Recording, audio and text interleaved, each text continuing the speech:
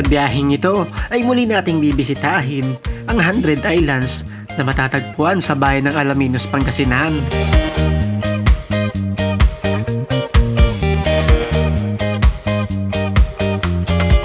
Titignan din natin kung ano-ano na ang pagbabago dito sa napakagandang paraisong ito.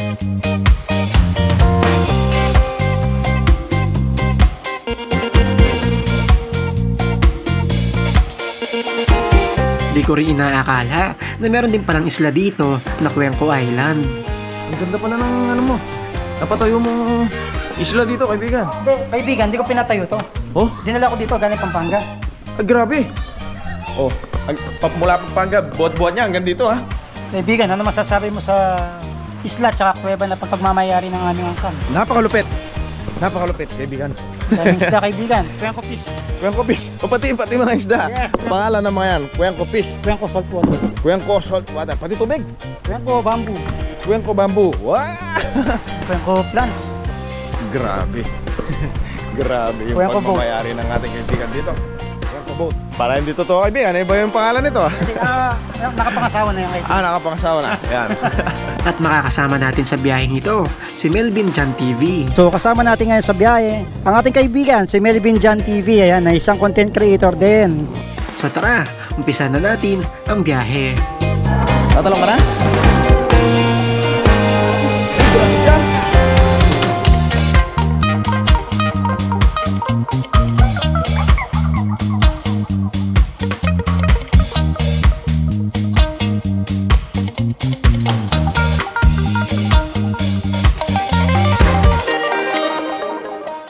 Good morning sa inyo mga kabalen. So welcome again sa another travel adventure. So magbabiyahe tayo ngayon. Pupunta tayo sa may probinsya ng Pangasinan at pupuntahan natin ang isa sa mga sikat na pinapasyalan dun sa may lalawigan ng Pangasinan, which is ang 100 Island. So kasama natin ngayon sa biyahe ang ating kaibigan si Melvin Jan TV. Ayan, na isang content creator din. So nandito kami ngayon sa may Bamban Tarlac.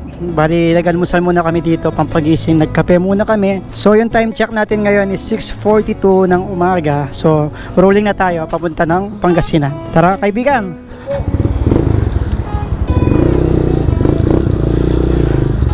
So bali biglaan lang itong biyahe natin ngayon.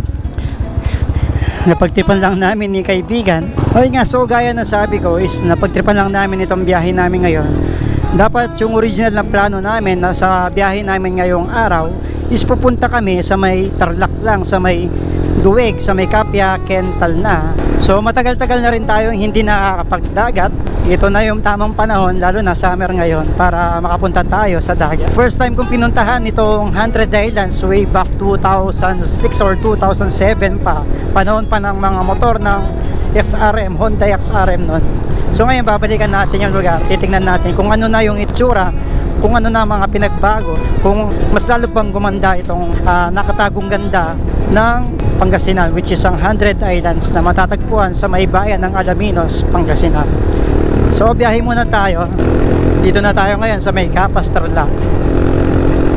Ayun, so mula dito sa may Capas, Tarlac, meron tayong 128 kilometers na kailangan biyahihin hanggang makarating tayo sa may bayan ng Alaminos, Pangasinan. More or less 3 hours ang ating biyahe bago natin marating ang napakagandang bayan ng Alaminos sa may Pangasinan. So nag-decide na kami ng late na ride out since na hindi naman ganun kalayuan ng ating pupuntahan. At day tour lang tayo, uwi din tayo mamayang hapon.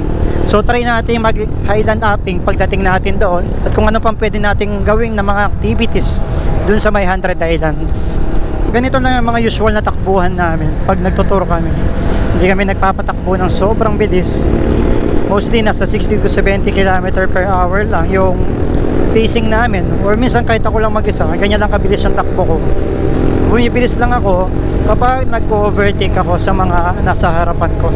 Kasi mas magandang bumiyahe ng ganito lang kabilis yung takbuhan, hindi ka masyadong mapapagod. Tsaka syempre, ang ginagandahan nun, mas malayo ka sa aksidente kasi hindi masyado matulin yung takbuhan. Okay, so nandito na tayo sa may SM City Tarlac. So pagdating dito, pagdating sa may rotonda nitong Tarlac City, is kakaliwa na tayo papunta sa may Tarlac Pangasinan Road. So mahaba-haba ang biyahe pa yon bago na natin marating ang probinsya ng Pangasinan. Ayan, so kakaliwa na tayo dito pagdating sa may stoplight. Okay, so kumaliwa na tayo dito.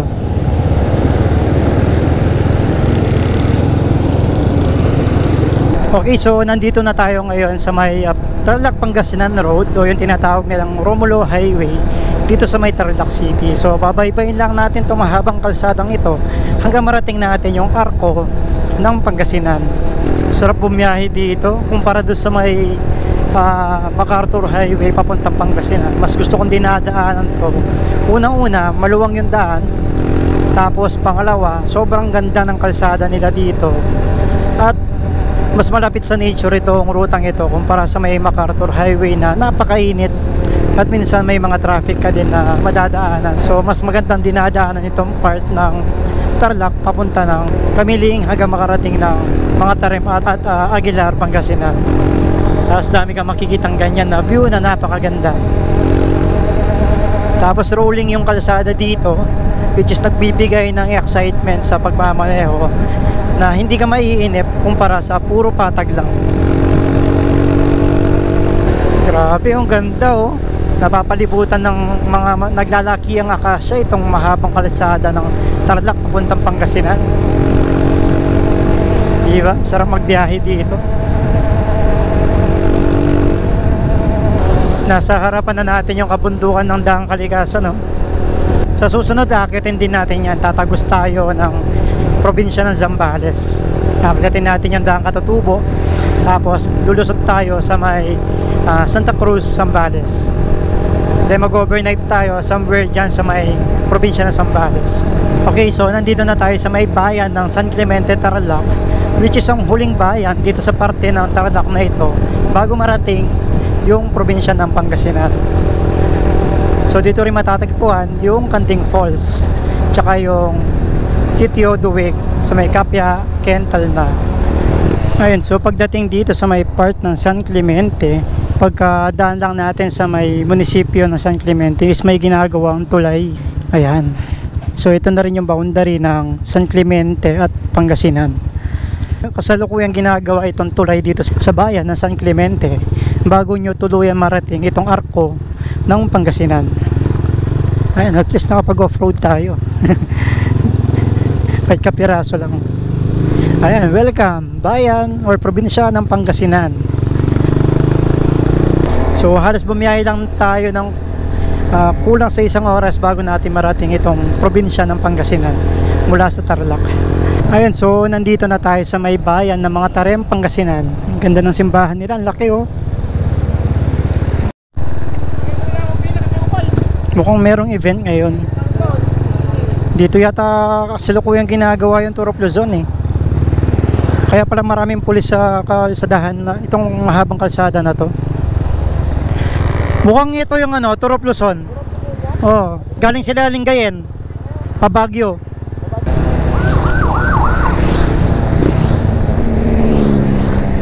Yan na, yan na.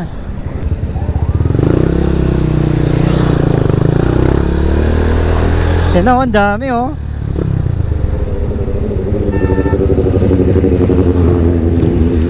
Bibilis.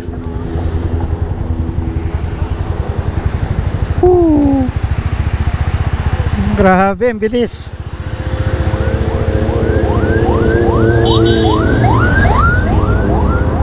Lakas no kaibigan. Tara. Natsyempuhan pa natin yung Tour of Luzon. Ewan ko, stage 8 na yata to, kung di nagkakamali. Stage 8 or 9. Galing sila sa Lingayen. Okay, papasok na tayo ng bayan ng Labrador, Pangasinan. Harap muna tayo na mapagmemeryendahan para mapahinga muna natin yung puwit natin. Medyo sumasakit kasi yung puwit ko since na mataas kasi itong footrest ni Osang. Kaya tendency, yung lahat ng bigat is napupunta sa may puwitan ko. Alaminos, diretso, Lingayen, kanan. Ayan, papasok na tayo ng Bungalon, Labrador, Pangasinan. apple cider. Ano kasi ito? Apple juice. Apple juice. Apple soda. Ayun, so time check natin is 9:36 ng umaga. And nandito na tayo sa may bayan ng Labrador, Pangasinan. So, soft drinks and food break muna kami. So, nasa 30 minutes na lang ang biyahe natin. 30 minutes na lang yan. Ay, 30 kilometers pa lang. Ayos yung biyahe, napaka-spot no? Still lang. Ganun yung typical na touring pace lang talaga. Okay, rolling na tayo ulit. Kakatapos lang namin mag short break dito sa may Labrador. Pagdating nyo dito sa may bayan ng Labrador, marami na kayong makikita mga beach resorts dito along the way na pwede nyong pag-stayan kung inabutan kayo ng dilim dito. Tabi-tabi lang yan, tuloy-tuloy hanggang doon. Kasi yung gilid natin dito sa may bandang kanan is karagatan na. Ayan. Hindi lang kita kasi may mga puno, mga establishmento na nakaharang. Ayan, so pagdating naman dito sa parte ng Labrador, dito nyo makikita yung mga hilera ng mga fresh na isda na tinitinda dito sa may gilid ng kalsada ng Labrador. Ayan. So kung naghahanap kayo ng mga sariwang isda tsaka mga pasalubong, is marami dito. Ayan, mga pasalubong, mga dried fish, mga sausawan, ayan, mga isda, meron dyan, marami kayong pagpipilian. Welcome to Zigzag Road of Sual, Pangasinan. Ba't ang traffic dito?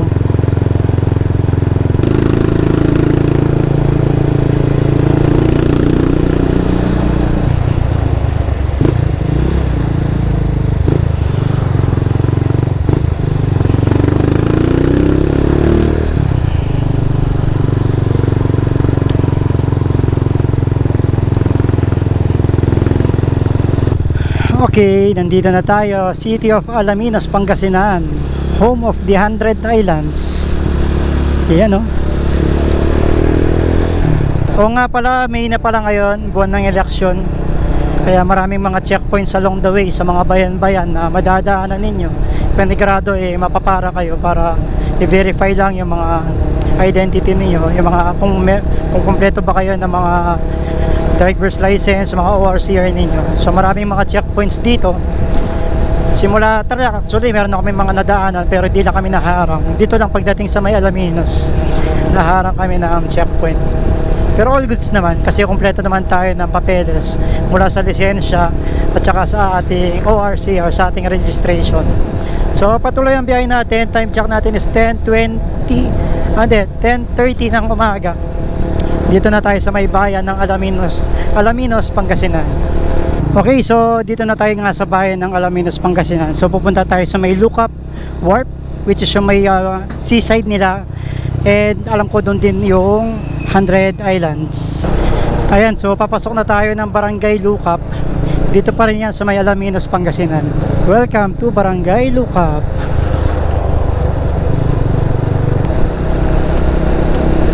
Kaya papunta itong malaking truck na to, no? Kasi yung sa dulo na to, ito na yung parang baywalk kung saan yung 100 Islands, yung tinatawag na Lookout Wharf.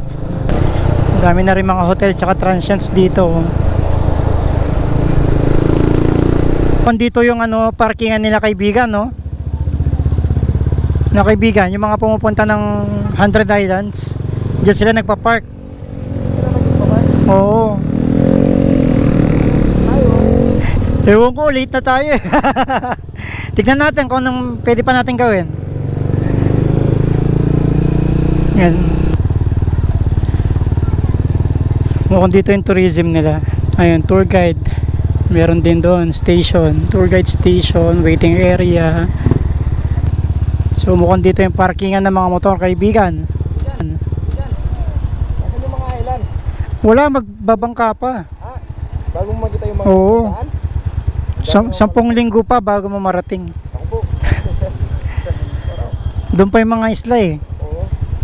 O mag-park na muna tayo. Oo. Kasi yung nung nag-100 Islands kami, sumakay pa kami ng bangkay. Pero sakay tayo. Tignan, tanong muna tayo sa tourism kung ano pang pwede natin gawin.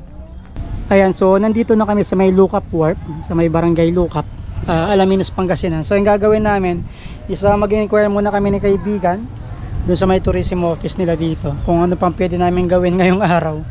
Kasi day tour nga lang kami, di kami pwede mag-overnight. Baka mapalo tong kasama ko eh. Pinagpaalam yan ang Monday eh. napaaga kami. Anong oras na? Magtatanghali na kaibigan. Yan, sakto-sakto. Tirik na tirik yung araw. Saan sumakay ng bangka niyan? Oo. Wala. Paano sir kung day tour lang? Meron dito. Meron Meron na. dito po. 120 per head po sa registration.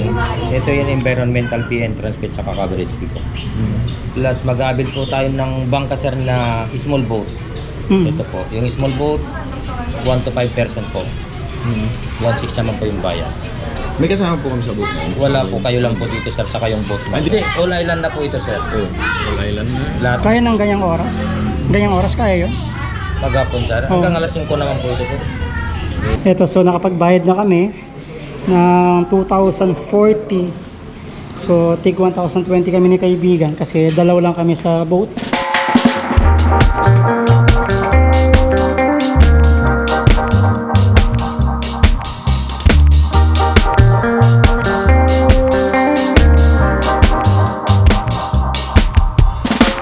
Bago nyo ma-enjoy mag-swimming, mag-paragliding, snorkeling, zipline at marami pang adventurous na activities sa 100 Islands National Park, ang Lookout Wharf ay ang unang lugar na kailangan nyo mapuntahan dahil dito nyo asikasuhin ang tour ninyo papuntang 100 Islands National Park.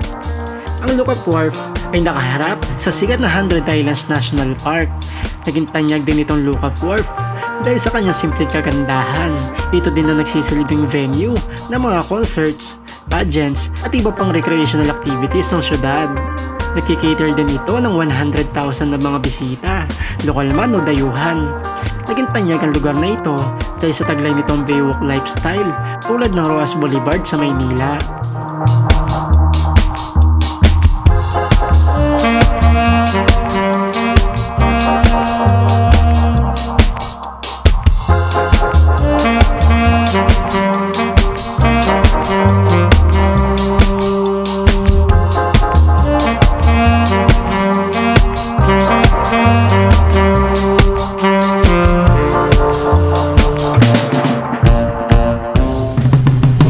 Kayong makakasama namin sir. Ano pangalan niyo sir? Lester po. O, si Sir Lester, siya yung makakasama natin sa bangka. Ayan, so flash ko na lang sa screen yung lahat ng mga nagastos namin, including tong additional na life vest na 200 pesos. So ito pala yung sasakyan natin bangka ngayon. Small boat lang kasi dalawa lang kami ni kaibigan.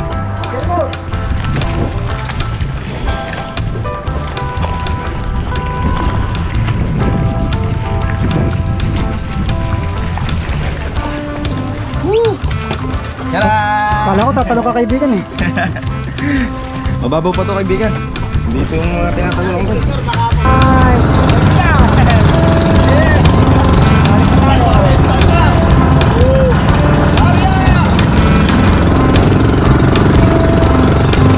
Saan tayo pupunta? Sa Makuslan ka?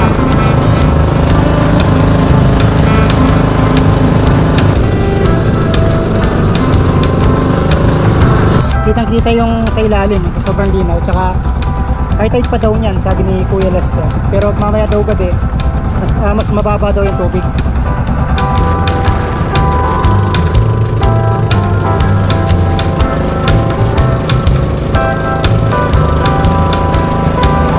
Dito. Kuya Lester, anong pangalan ng islang pupuntahan natin? Bale, yan po ang first destination natin sa Pilgrimage Island. Pilgrimage Island.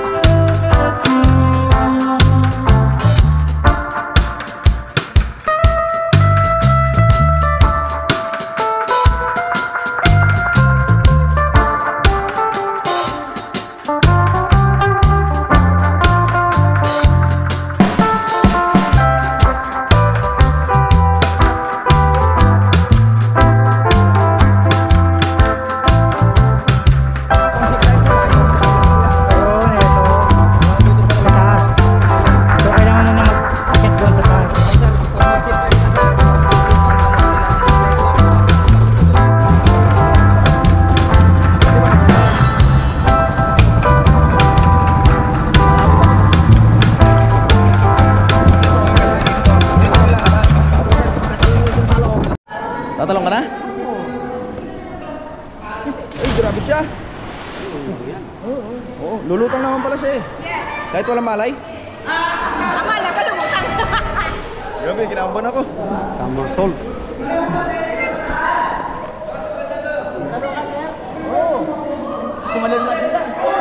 Let's go!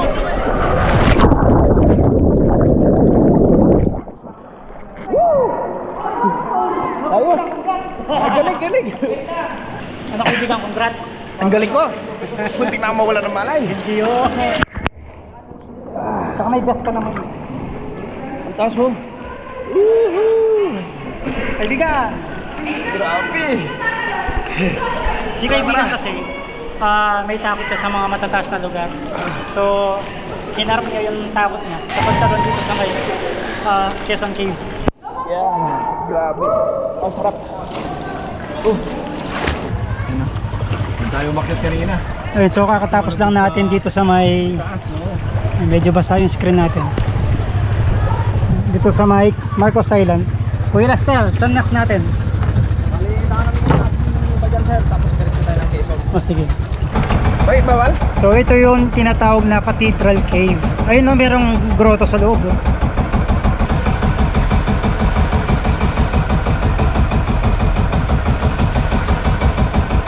Bali ito ang Quezon Island or main island dito sa 100 Islands National Park. Kaya tinawag itong main island dahil halos lahat ng activities ay dito nagaganap. Tulad ng banana boat riding, zipline, water bike, jet ski, crystal kayak at marami pang iba. Kuya Lester, pwede mga matatanda dito? Pwede rin sir. Kasi Children's Island lang eh. Tawag lang ko na children's. Ganun. Kala ko, pambata lang. Magpapass through kami dito tapos tatalong kami doon sa kabila naman. Swift diving again! Yeah. Ituturo ko kayo sa pagmamayari ng aming angkan, kung Cuenco Cave. Yan! Tama yun, kaibigan. Cuenco Cave nga yung pangalan nito. Oo. Yan. Grabe. Sa kabila, kaibigan. Oo nga, ang ganda pala ng ano mo. Napatayo mong isla dito, kaibigan. Hindi, kaibigan, hindi ko pinatayo to. Oh? Dinala ko dito, galing Pampanga. Ah, grabe! Oh, mula Pampanga, buhat-buhat niya hanggang dito ha. Minotor ko, kaibigan. Ginawa ko isa-isang balde. Oo. Naipon dito, kaibigan. Meron natang nag-ano dito. Bonfire no? Ayos oh. Ganda Tapos pala meron ako. siyang mesa dito. Galing. Yun oh, doon tayo galing. May tindahan din dito oh. May halo-halo. Ayos, ang ganda. Sarap sana ng halo-halo no? Kaibigan, ano masasabi mo sa isla at kuweba na pagmamayari ng aming angkan? Napakalupit. Napakalupit, kaibigan. Simula ngayon, ikaw na si Don Cuenco. Daming isla, kaibigan. Cuenco Fish. Cuenco Fish. O pati mga isda. Yes, Pangalan ng mga yan, Cuenco Fish. Cuenco Saltwater. Cuenco Saltwater. Pati tubig. Cuenco Bamboo. Cuenco Bamboo. Wow! Cuenco Plants. Grabe. Grabe yung Cuenco pagmamayari ng ating kaibigan dito. Cuenco Boat. Pero anong pangalan nito? Puta na. Parang Kaibigan, Cuenco Tarpaulin. para hindi totoo kaibigan. Ano ba yung pangalan nito? Hindi, nakapangasawa na yung kaibigan. Nakapangasawa na. Yan. Cuenco Tarpaulin daw. Pati Oo. tarpaulin. Lahat na. Nako. Ayun, so nandito tayo ngayon sa may 100 Islands. Tagal-tagal ko nang namumuhay dito sa Pilipinas. So ngayon ko lang nalaman na meron pala kaming pagmamayari na kuweba dito. Ang nakapangalan pa sa Cuenco. So ito yung Cuenco Islands. And then sa gitna nito meron pa siyang Cuenco Cave. So pwede kayo lumusot doon sa harapan. Then yung tagos nyo palabas dito. Na pwede kayong tumalon dito. Ayan. So tapos meron din makakainan dito. May tindahan.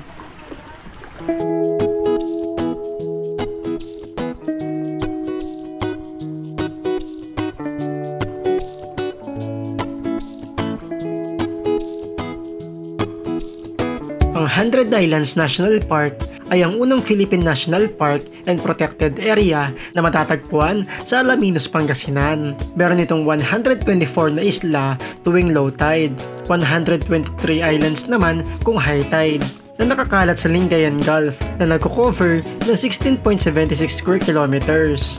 Tanging apat sa mga isla dito ay ang dinevelop ng tourism. Ito ang Quezon Island, ang most developed island, Governor Island, Children's Island at ang Pilgrimage Island. Ang National Park ay binuo ng Presidential Proclamation No. 667 na nilagdaan ng dating Pangulong si Manuel L. Quezon noong January 18, 1940 na magbibigay ng benepisyo at kasiyahan ng mga mamamayan ng Pilipinas.